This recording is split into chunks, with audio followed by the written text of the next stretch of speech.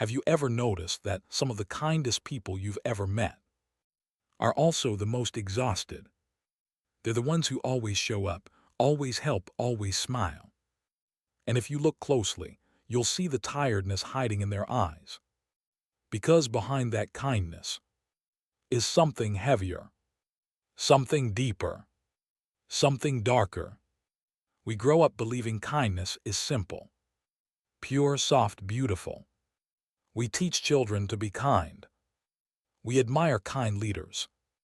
And we measure our humanity by how compassionate we can be. But kindness has a shadow. Ignore that shadow, and kindness becomes destructive. It begins early. A child learns that being agreeable earns love. Putting others first gets them praise. Swallowing their needs keeps the peace. And slowly, kindness becomes survival. They grow into the good person, the reliable one, the friend who never complains, the one who carries everyone else. But forced kindness isn't kindness. It's a mask. And masks, when worn too long, start to suffocate. Think about the kindest person you know. They'll help you move. Listen to your problems for hours. Lend money they don't have. Sacrifice sleep to make sure you're okay. But behind every act of self-sacrifice is a quiet voice whispering, "What about me?" That voice is silenced because chronic kindness comes with an unspoken rule. Your needs come last. Psychologists call this compassion fatigue. When your empathy runs so deep, you eventually run empty. Studies show people who constantly put others first experience more burnout, anxiety, depression, and even physical illness than those who practice balance. Kindness without boundaries becomes self-erasure. It's like watering every plant in the garden, except your own roots. Eventually, the gardener collapses. But here's the darker part. Kindness can become a weapon, not intentionally but unconsciously. When you're always the kind one, people start to expect it. They rely on it. They build their behavior around it. Your kindness trains the world to overlook you. The kinder you are, the more invisible you become. And invisibility isn't peace. It's loneliness disguised as politeness. This doesn't mean kindness is bad. Genuine kindness is powerful, healing, human. But there's a difference between kindness that flows from abundance and kindness that bleeds from emptiness. One heals, the other slowly corrodes you. Research explains this clearly. People who struggle to say no, often the nice ones, are far more likely to burn out. Studies show that kindness only increases happiness when it is authentic and voluntary. Kindness given out of fear, guilt, or obligation has the opposite effect, lowering happiness and raising stress.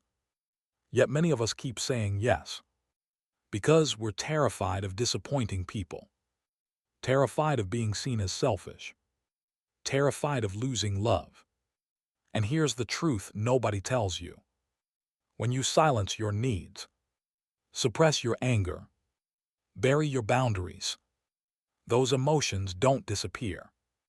They rot in the dark. They ferment. And eventually, they explode. The monster within kind people isn't cruelty.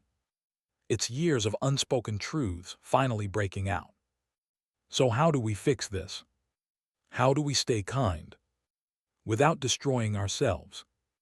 It starts with one uncomfortable truth. Kindness must begin with you.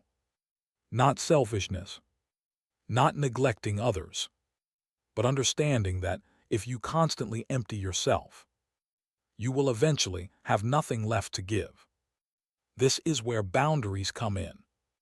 And for kind people, boundaries feel terrifying. But boundaries aren't rejection. They're honesty. A boundary says, I care about you, and I also care about me. People who set healthy boundaries actually build stronger relationships because their yes is real, not forced. So here is the shift. Pause before saying yes. Give yourself a moment to check in. Say gentle, honest no's. Your value isn't measured by how much you sacrifice. Redefine your worth. You're not valuable because you give. You're valuable because you exist. Feel your real emotions. Anger and sadness are not signs of weakness. They're signals your boundaries are being crossed. Many kind people wear kindness as a mask, a lifelong performance to stay safe, loved, accepted.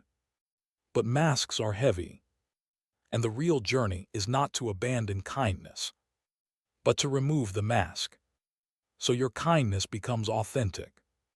Because the dark side of kindness isn't anger, it isn't boundaries, it isn't saying no. The real monster is self-neglect. And when you face that, your kindness transforms from something that breaks you into something that strengthens you. Kindness that doesn't erase you, but includes you. Kindness that doesn't drain you, but grows from you. The world doesn't need the kindest version of you. It needs the truest version of you.